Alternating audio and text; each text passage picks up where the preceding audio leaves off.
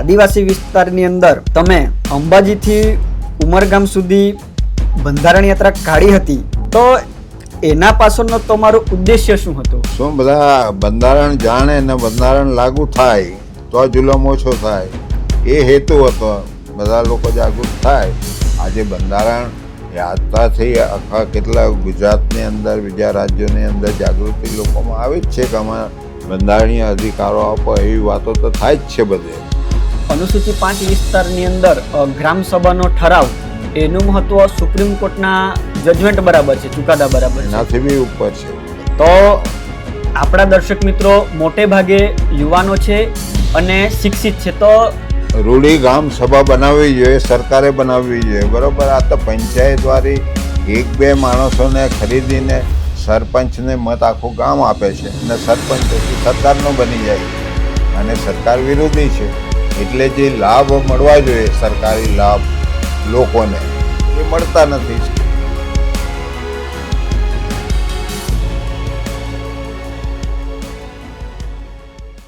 નમસ્કાર દર્શક મિત્રો, એમ મોટિવ ટોક્સ યુટ્યુબ ચેનલ પર આપ સૌનું સ્વાગત છે. આ ચેનલ થકી આપણે આજ દિન સુધી જુદા જુદા સામાજિક અને રાજકીય આગેવાનોનું આપણે બ્રોડકાસ્ટ ઇન્ટરવ્યૂ કર્યું છે. ત્યારે આજે આપણે એક એવા વ્યક્તિ સાથે જોડાયા છીએ એમનું ઇન્ટરવ્યૂ માટે કે એમનું નામ ગુજરાત જ નહીં પરંતુ દેશભરના આદિવાસી વિસ્તારમાં ખૂબ ગૌરવપૂર્વક લેવામાં આવે છે. જેઓ ઘણી ટર્મ સુધી ધારાસભ્ય રહ્યા અને આજે પણ આદિવાસી વિસ્તારમાં એમનું નામ ખૂબ ગૌરવપૂર્વક લેવામાં આવે છે. એવા ઝઘડિયાના માજી ધારાસભ્ય શ્રી આપણી ચેનલમાં આજે જોડાઈ રહ્યા છે.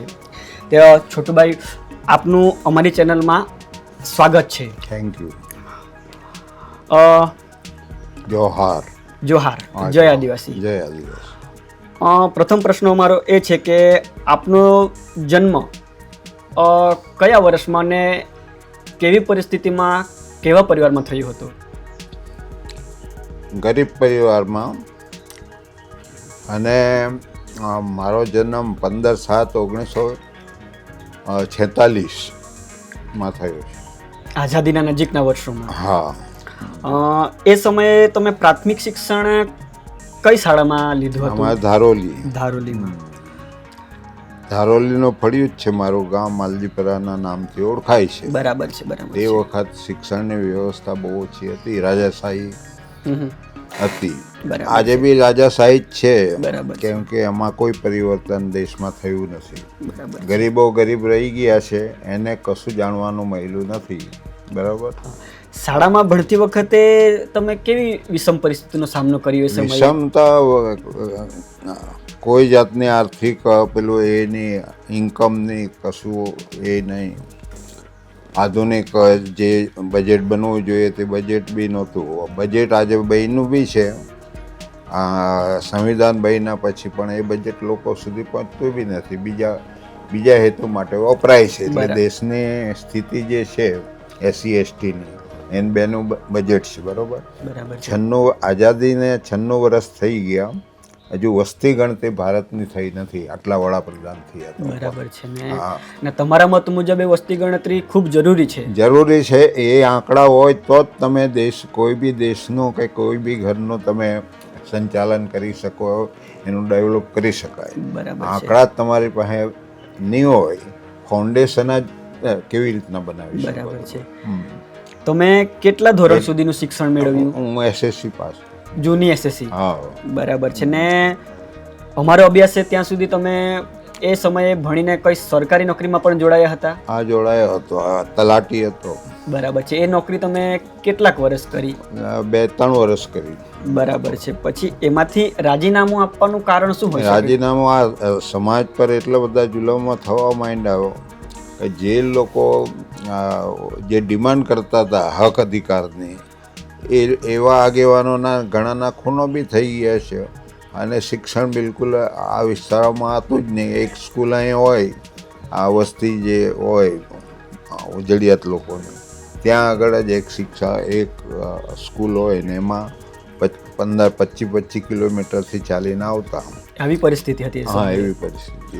તો એ સમયે તો મારા મત મુજબ તલાટીની નોકરી ખૂબ મોટી નોકરી ગણાતી આ હશે. મોટી આ ને- જમીનોનું ક્ષેત્રફળ કેવું છે, શું છે, એ બધું એમાં આવે છે. ને- એટલે જાણીએ છે કે જમીન કોણ પડાવે ને કેવી રીતના આ બધું થયું છે એ ખબર જ છે.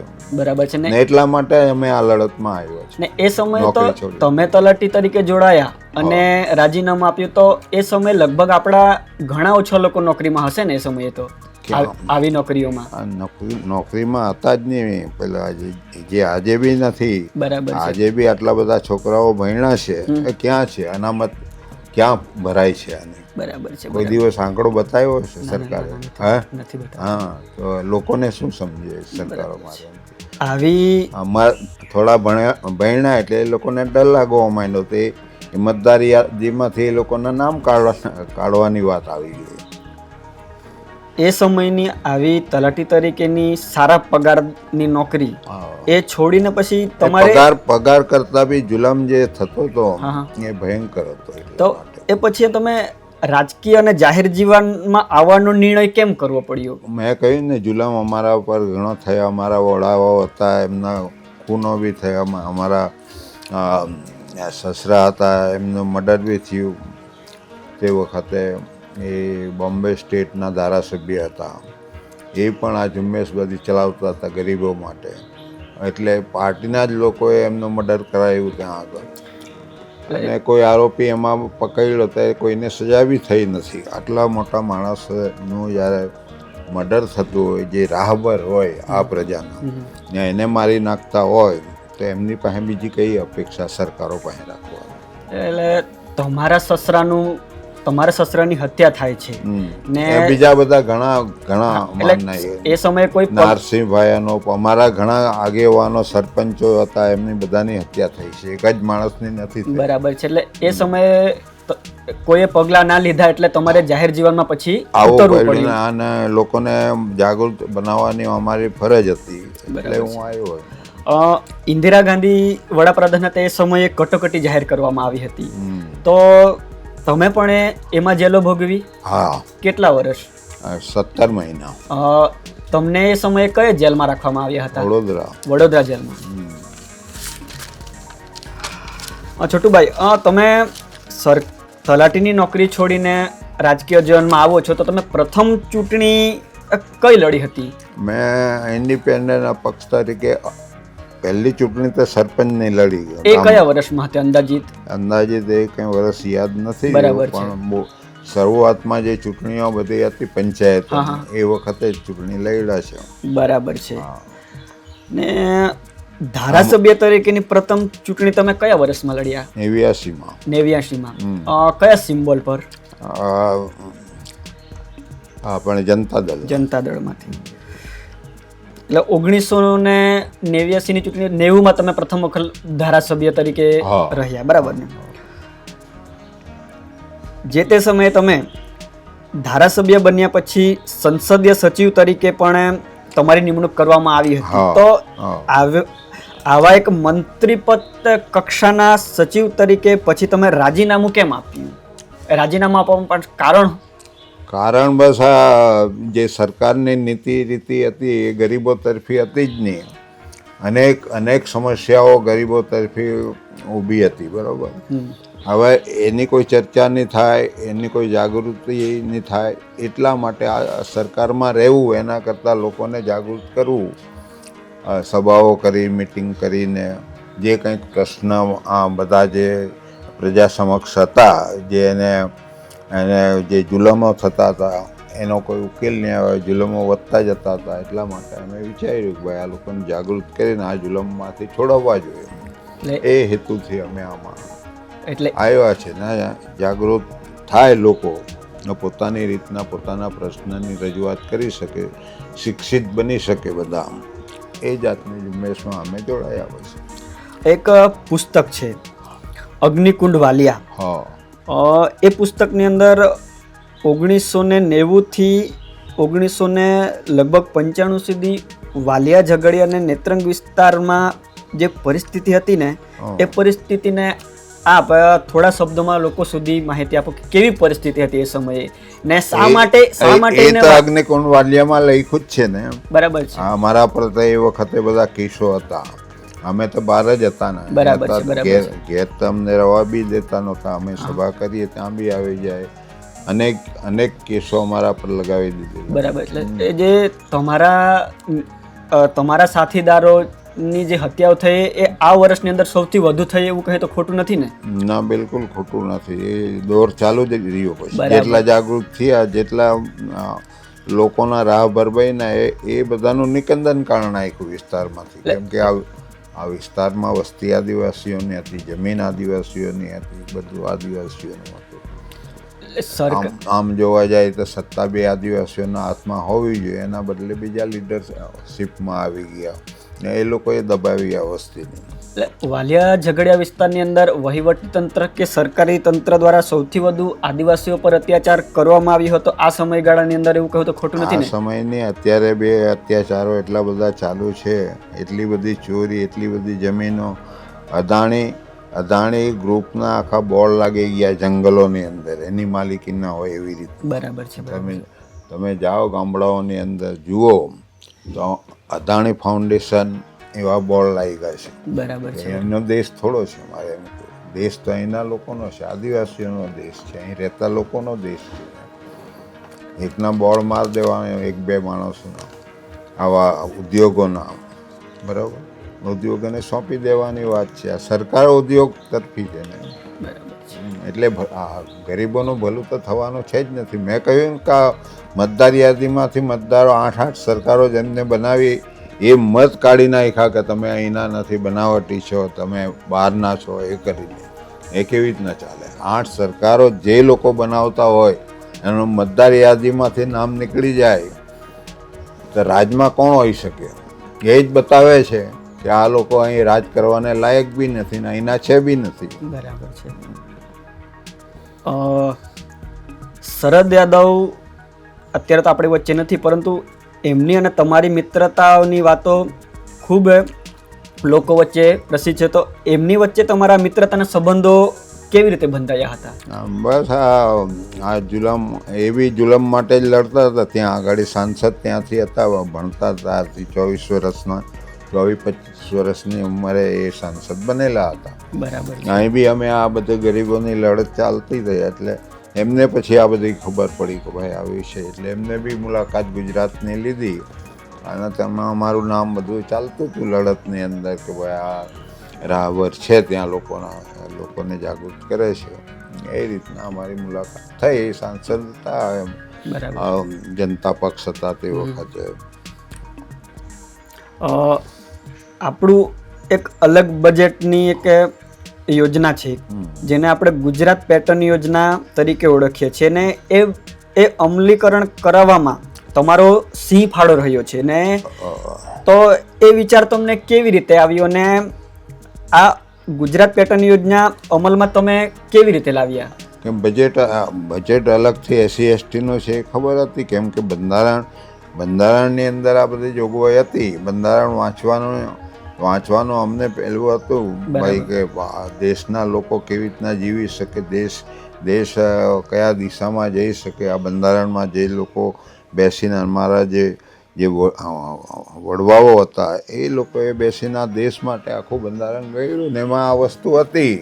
SC ST નું બજેટ છે એ બજેટ મળવું જોઈએ. કેમ કે SC ST આ દેશના મૂળ માલિકો હતા ને એની સ્થિતિ સારી નહોતી. બીજા લોકો બહારથી આવીને જે આક્રમણ થયું એ આક્રમણના લીધે એક તો ભણેલી પ્રજા હતી ને એટલે એનું જીવન, જે જીવવાનું સાધન હતું, ખેતી હતી, કંઈક થોડા જંગલ હોય એના પર ફળફળાદી એ ખાઈને જીવતા હતા. તો એ બી છીનવવા માંડ્યા પછી. એટલે આ લોકોને એવું લાગ્યું કે સાલ અમારું જીવન બી જોખમમાં મુકાશે.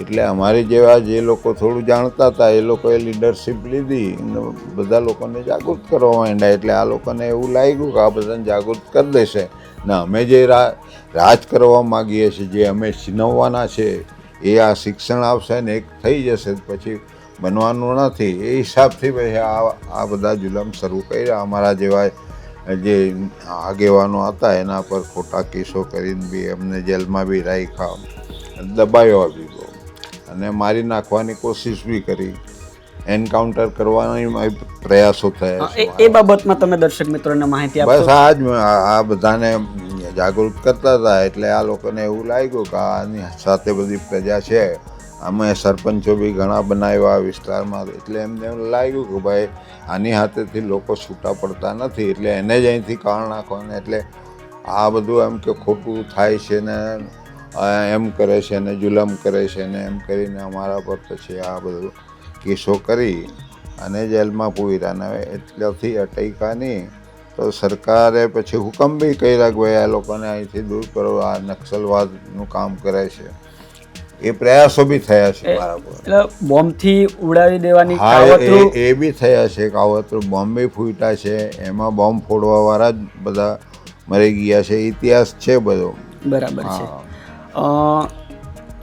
આદિવાસીના ઘણા બધા અધિકારો છે, પરંતુ આજે પણ આદિવાસીઓ પોતાના મૂળભૂત અધિકારો વિશે જાગૃત નથી. ત્યારે આદિવાસી વિસ્તારની અંદર તમે અંબાજીથી ઉમરગામ સુધી બંધારણ યાત્રા કાઢી હતી, એ કયા વર્ષમાં?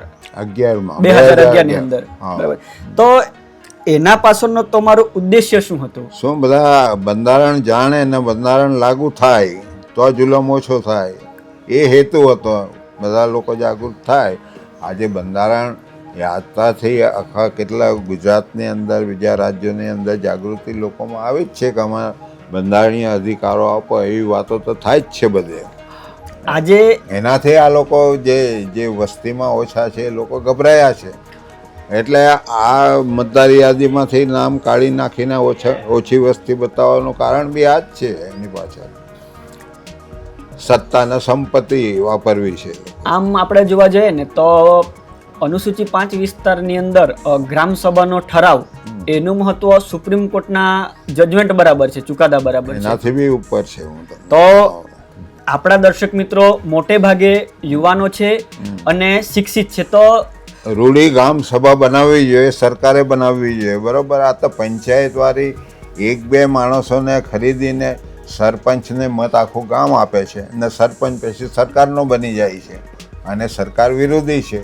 એટલે જે લાભ મળવા જોઈએ સરકારી લાભ લોકોને, એ મળતા નથી. સરકાર જ વિરોધમાં આવે છે ને ગામની અંદરથી જે ચૂંટણી સરપંચોની દાખલ કરી, એ સરપંચો સાથે રહેતા નથી. આજે તમે જુઓ, ગઈ વખત 3 વર્ષે ચૂંટણી કરી બધા, ત્યાં સુધી વહીવટદાર રાજ કર્યું. હા, વહીવટદાર એટલે તલાટી ત્યાં આવે. બરાબર. તલાટી આવે એટલે એને બધી જમીનની ખબર હોય, કોનું ખેતર ક્યાં આવ્યું, એટલે એ સોદાગરોને લાવવાવાળો તલાટી ને એમને પધરાવવાવાળો, આ જમીનો વેચાવવાવાળો તલાટી, એમાં ક્યાંથી ભલું થવાનું? બરાબર. એટલે રૂડી ગામ સભા બનાવવી જોઈએ. જે સંવિધાને જે આખું બધું ચેપ્ટર લખ્યું છે કે ભાઈ આ લોકોનો ઉદ્ધાર કરવો હોય તો રૂડી ગામ સભા બનાવી અને એનો વહીવટ કરી શકે. એની જમીન જે ક્ષેત્રફળ આવે છે, જમીન કોને આપવી, એને પૂછ્યા વગર જમીન કોઈ રાખી નહીં શકે, દસ્તાવેજ નહીં થઈ શકે. આવા બધા ઘણા પ્રાવધાનો છે અહીંયા સંવિધાન લાગુ થાય તો. સિક્કિમ જેવું કરવું જોઈએ ને.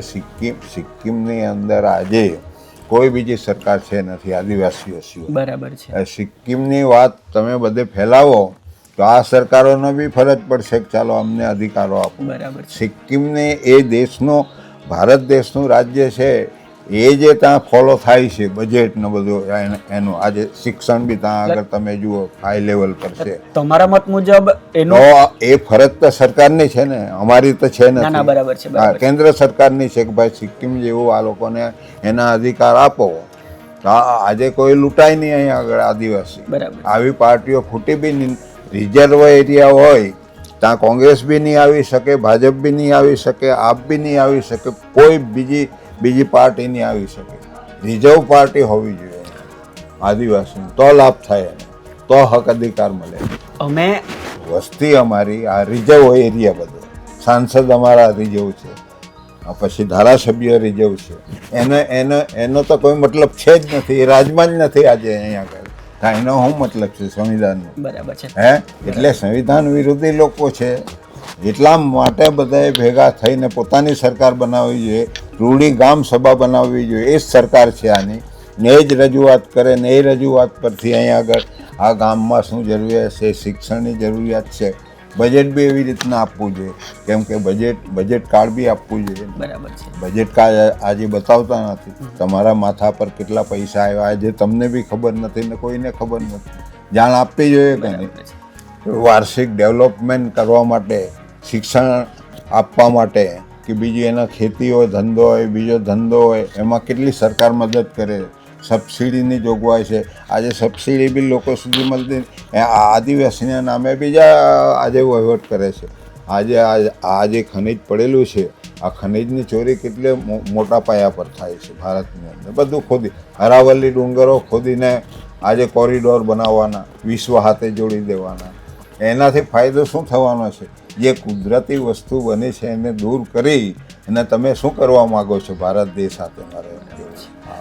અમે વાલિયા ઝઘડિયા વિસ્તારની અંદર આવ્યા તો ગામે ગામ અમે જોયું કે ગામની સીમની બહાર અનુસૂચિ 5ના અમલીકરણ માટેના બોર્ડો લગાવેલા હતા.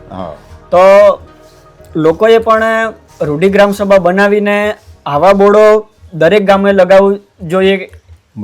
બધે લગાવવું જોઈએ. આ તો એમને ચમચા જે બનાવ્યા છે આ સમાજમાંથી, એ ચમચાઓ એમને મદદ કરે છે, મત એમને અપાવે છે અને નથી આપતા તેના જબરજસ્તી ઠોકી લે છે ને EVM લાવીને પછી ટ્રાન્સફર કરી લે. એનો અંગૂઠો તે નિશાન સુધી પહોંચતો જ નથી, વચ્ચેથી આ ગાયબ કરી દે અને જે રાજ કરવાના છે આ રાજની અંદર કઈ વસ્તી છે આજે બીજા છે.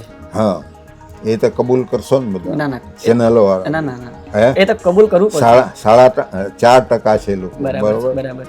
3% અને 1.5% જે લોકો આજે વડાપ્રધાન બની જાય છે, નહીં બનવા જોઈએ.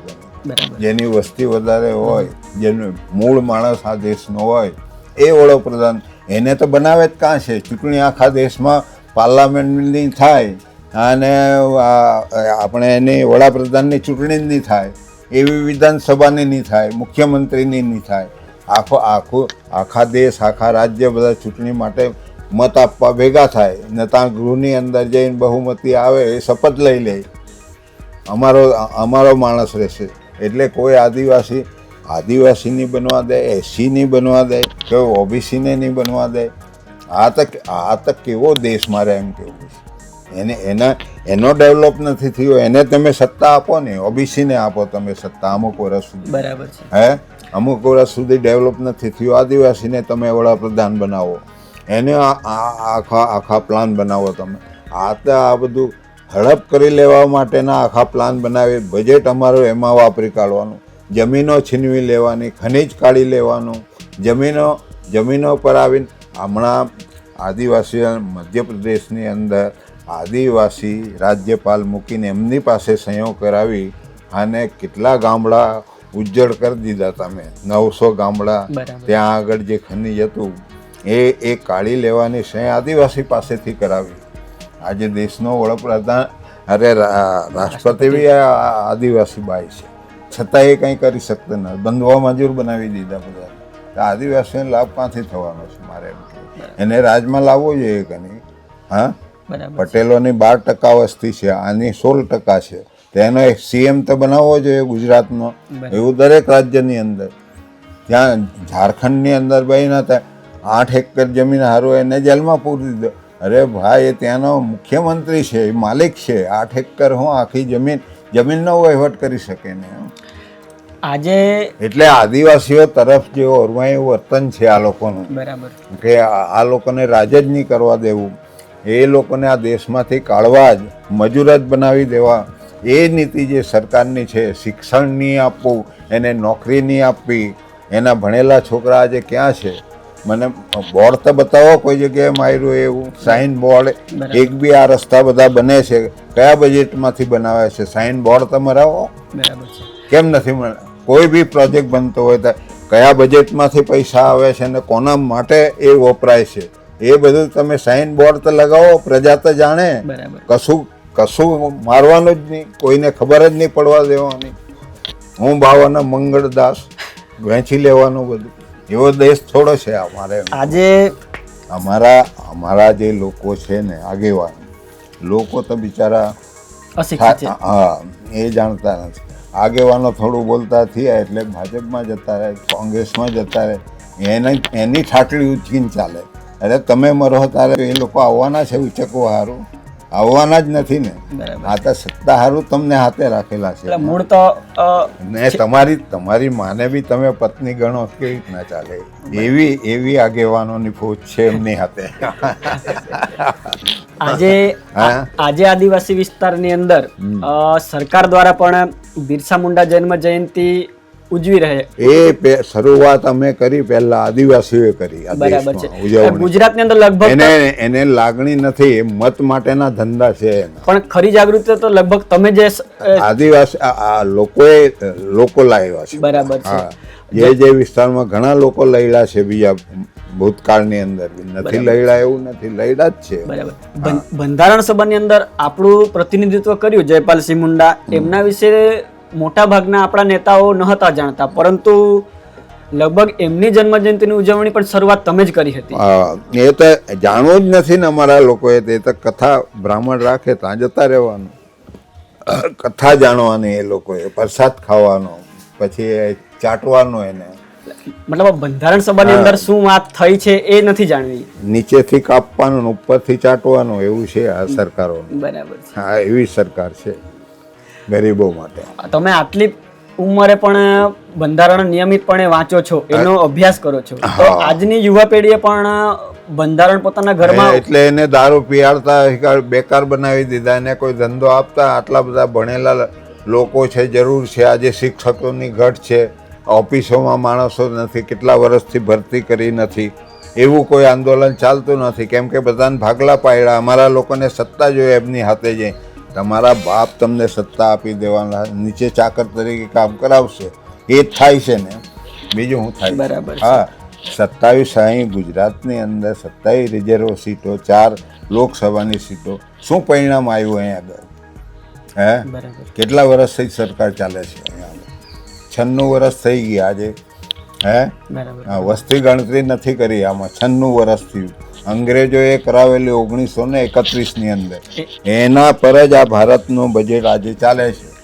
શરમ લાગવી જોઈએ આ લોકોને. 10 વખત કરાવો. 18 લાખ કર્મચારીઓ આજે NSSO છે ને, આ વસ્તી ગણતરીના આંકડા કરવાવાળા, એમ જ ઘેર બેઠેલા છે. કોઈ દિવસ પૂરી આ વસ્તી ગણતરી દેશની કરી જ નથી. એટલે પૂરું બજેટ બી નથી બનાવ્યું એ લોકોએ. OBCનું તો બજેટ છે જ નથી આજની તારીખે. હમણાં આ બજેટ જે બહાર પાડ્યું ને 4 લાખ કરોડનું, 4 લાખ કરોડ કરતાં તો વધારે દેવું છે ગુજરાતનું. ડેવલપમેન્ટ એમાં કેવી રીતના કરી શકો? તમે જે પ્રાવધાન કર્યું છે એ તો તમે દેવામાં આપી દેવાના છે. તો આને કેવી રીતના તમે ડેવલપ કરવાના છે? ક્યાંથી પૈસા લાવો? આપણી માથાદીઠ આવક નથી એટલું દેવું છે. બતાવી છે એ લોકોએ 3 લાખ ને 1,000 રૂપિયા. બરાબર છે. બતાવું તમને, તો પૂછી જોજો 3 લાખ મળે છે તમને? હે, લાવ એ છોકરા, એ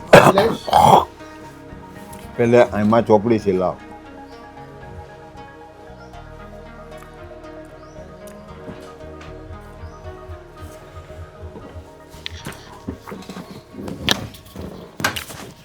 માથાદીઠ આવક આ ગુજરાતની 100 કરોડ લોકોની એ લોકોએ 3 લાખ ને 1,000 કનું દેસાઈ, બરોબર, જેની 3% વસ્તી બી નથી આવે, એ નાણામંત્રી બને ને માથાદીઠ આવક બતાવે છે ગુજરાત.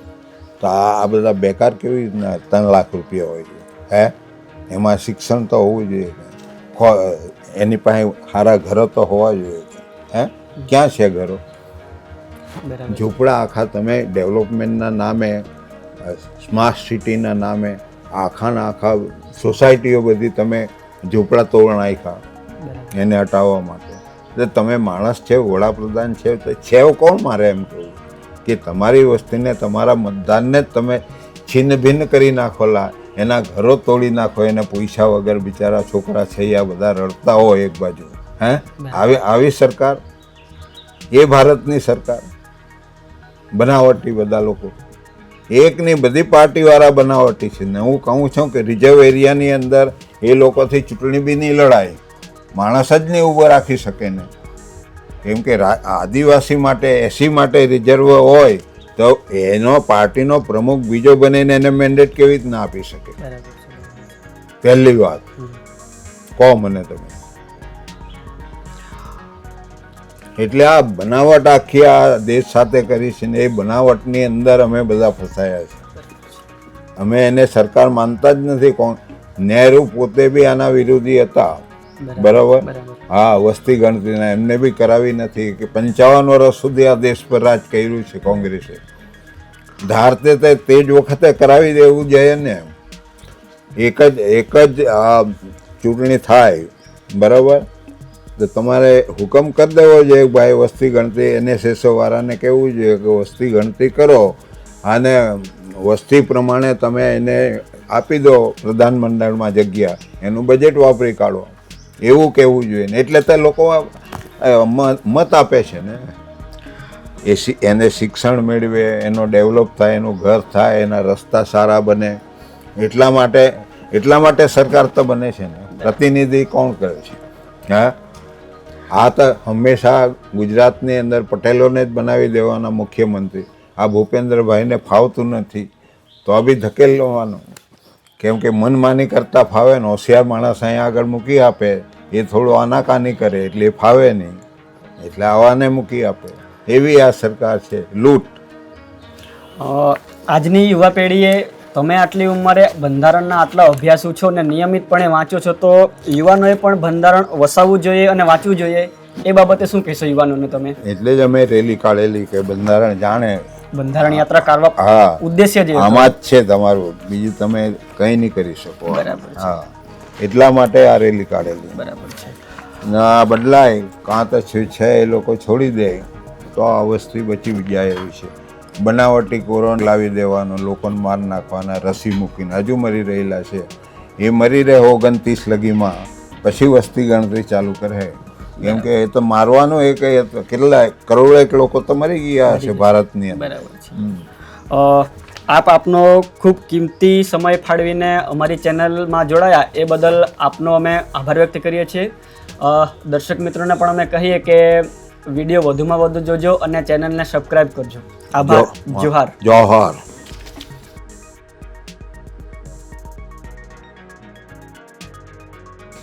બતાવજો, જુઓ શું લખે છે. દેશના GDPમાં ગુજરાતનો ફાળો 8.2% છે. માથાદીઠ આવક 3,01,000 છે કોઈ નહીં. હે